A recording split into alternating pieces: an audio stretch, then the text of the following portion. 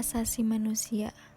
Setiap manusia sejak ia lahir sudah terlekat pada hak, baik hak untuk hidup, hak untuk memilih kepercayaan masing-masing, hak seksualitas, hak untuk berbicara, hingga hak untuk perasaan. Namun, apakah benar dengan hak yang melekat pada diri kita menunjukkan bahwa kita aman? Pelecehan seksual terjadi dalam bus angkutan umum Trans Banyumas, Jawa Tengah. Pelaku tidak segan menempelkan alat kelaminnya ke penumpang lain, dan aksi ini pun terekam kamera pengawas.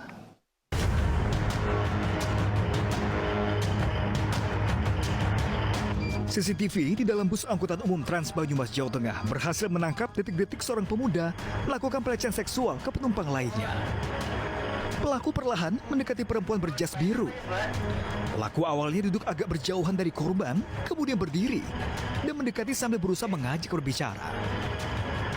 Tiba-tiba, pelaku dengan cepat menempelkan alat kelaminnya pada perempuan yang duduk di depannya. Korban pun berteriak. Peristiwa diduga terjadi 2 Oktober lalu. Kejahatan ini dilakukan bergiliran oleh 7 pelaku. Usia pelaku bervariasi mulai dari 5 hingga 12 tahun. Kasus diketahui setelah korban mengeluh sakit. Korban tinggal di gang sempit kawasan Jatinegara. Untuk memperkuat sangkaan terhadap orang tua bahwa orang tua bertanggung jawab penuh atas tindakan pelecehan seksual yang dilakukan beramai-ramai terhadap satu korban. Iya, kalau penegakan hukum kan sudah jelas ya, bahwa di situ diatur di dalam Undang-Undang Perlindungan Anak bahwa apabila di situ anak melakukan kekerasan seksual terhadap anak yang lain, maka dia hukuman maksimal yang bisa diberikan itu setengah kan, jadi 10 tahun. Nah itu kan sudah diatur. Cuma sekarang yang menjadi penting sebenarnya menurut saya adalah karena dia anak dan dia masih punya masa depan, maka yang paling penting itu adalah rehabilitasinya. Perempuan memang menjadi mayoritas korban kekerasan seksual, bahkan Indonesia dilabeli dengan darurat kekerasan seksual. Stigma masyarakat Indonesia yang tidak berubah sampai saat ini ialah menjadikan perempuan sebagai faktor penyebab pelecehan seksual. Entah itu dikarenakan cara berpakaian, lifestyle seperti perempuan yang pulang bekerja malam hari melewati jalan yang sepi, dan berbagai faktor lainnya. Namun, apakah itu sepenuhnya benar? Tentu saja tidak. Pelecehan seksual justru banyak terjadi di transportasi umum, tempat-tempat institusi pendidikan, bahkan keagamaan. Maraknya kasus pelecehan seksual di Indonesia membuktikan bahwa semakin sempitnya ruang aman bagi perempuan, pelecehan seksual dapat terjadi di mana-mana saja, kapan saja, dan oleh siapa saja. Kasus pelecehan yang terjadi di masyarakat, kita akan mendatangi seorang narasumber. Dan tentunya video yang telah terpublish ini telah mendapat izin dari pihak yang bersangkutan. Halo, gimana kabarnya Kak hari ini? Alhamdulillah baik. Apakah Kakak berkenan menjadi narasumber untuk tugas kami? Ya, saya bersedia. Jadi bisa diceritakan bagaimana peristiwa yang menimpa Kakak? Jadi, Saya adalah perempuan asal Purwokerto dan saat ini saya sedang menempuh sekolah menengah atas kelas 1. Selama beberapa bulan menjalani sekolah, saya aktif di organisasi dan ekstrakurikuler, sehingga saya memiliki banyak teman dari seangkatan sampai kakak kelas. Ada salah satu kakak kelas yang saya kenal dekat, sebut saja inisial AD. Awal mula kami dekat karena kami satu organisasi dan AD tersebut merupakan ketuanya dan saya sebagai sekretaris. Selama ini kami komunikasi hanya sebatas organisasi, lalu saat sedang rapat bulanan dia datang terlambat. Waktu dia datang, langsung duduk di sebelah saya, padahal tempat lain luas. Selama rapat berjalan masih normal-normal saja, tidak ada gerak-gerik mencurigakan dari dia. Sampai pada saat anggota lain pergi untuk mengeprint, tinggallah saya dengan dia. Dia bilangnya masih menunggu temannya, jadi masih di situ. Padahal rapat telah usai. Terasa aneh, namun saya masih biasa saja. Terus selagi ada dia, saya juga menyempatkan bertanya tentang persetujuan pihak sekolah untuk proker yang akan dijalankan. Dia juga membantu saya mengerjakan mengoreksi notulensi hasil rapat tadi. Awalnya tidak terjadi apa-apa, Namun selama kami ngobrol, dia tiba-tiba menggeser duduknya sampai kami jaraknya hanya sejengkal. Dan tiba-tiba tangan dia ke kursi belakang dan berakhir merangkul saya. Saya terkejut dan refleks menepisnya. Saya menepisnya, ternyata dia tidak kapok. Setelah itu dilanjutkan dengan modus menyentuh tangan saya. Langsung saya tegur, karena langsung saya tidak nyaman jika dia seperti itu. Saya kira dia akan minta maaf atas perbuatan yang telah dilakukannya, tetapi dia seperti tidak peduli omongan saya.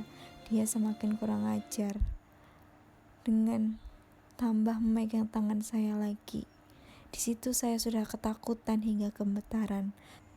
Sebelumnya dia juga pernah sekali chat saya dengan berkata tidak senonoh. Tetapi waktu itu dia minta maaf, katanya hanya bercandaan saja. Tidak disangka dia berani berbuat seperti itu secara langsung kepada saya. Apa kakak menyadari kalau itu termasuk pelecehan seksual apa tidak?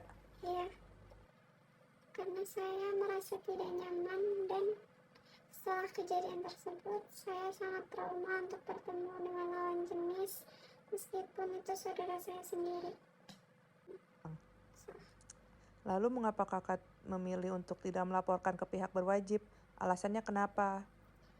Lebih ketakut sih dengan stigma masyarakat yang pasti menyalahkan perempuan atas terjadinya pelecehan seksual ini. Dan jika melapor ke pihak berwajib juga tidak langsung ditangani sesuai yang saya harapkan. Karena saya mengetahui jika anak di bawah umur kebanyakan hanya diberi bimbingan konseling secara bertahap, tapi kadang itu tidak berpengaruh terhadap korban. Setelah itu banyak korban yang mengulangi perbuatannya tersebut.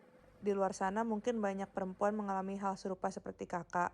Lalu pesan-pesan apa dari kakak untuk perempuan agar meminimalisir terkena pelecehan seksual? Mungkin kalau di luar malam-malam jangan sendirian, atau sebisa mungkin nggak usah keluar malam-malam kalau tidak ada hal yang penting. Dan kalau bisa jangan berduaan dengan lawan jenis jika di tempat sepi. Mungkin itu saja dari saya. Bagi kalian korban pelecehan seksual, kalian bukan hanya seorang korban, tapi kalian juga seorang pejuang. Mungkin pelecehan seksual telah mencoba merobek kepercayaan dan martabat kalian, tetapi tidak ada yang bisa menghancurkan keberanian dan semangat kalian. Jangan takut untuk menghadapi stigma masyarakat di luar sana. Jangan biarkan perilaku berkeliaran bebas tanpa adanya keadilan untuk kalian. Kalian tidak sendirian, masih ada tempat untuk mengadu. Apabila kalian menjadi korban atau mengetahui adanya tindakan pelecehan seksual, dapat menghubungi call center sahabat perempuan dan anak. Jika kalian mahasiswa Unsud, bisa dijangkau lebih dekat ke Ketua Unit Layanan dan Pengaduan Kekerasan. Kasus pelecehan seksual oleh anak di bawah umur di masyarakat sering terjadi. Bahkan hal ini cenderung dianggap sepele dan sesuatu hal yang wajar. Dikarenakan anak-anak di Indonesia yang belum tahu apa itu pelecehan seksual diakibatkan minimnya sex education di usia dini karena dianggap masih tabu. Tidak sedikit dari korban pelecehan seksual di masa anak-anak menimbulkan trauma tersendiri bagi mereka yang menjadi korban.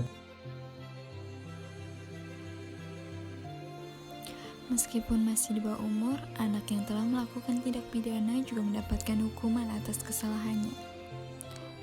Undang-Undang Republik Indonesia Nomor 11 Tahun 2012 tentang Pengadilan Anak mengatur mengenai pengaturan pengadilan anak sebagai pelaksana kekuasaan kehakiman yang berada di lingkungan peradilan umum.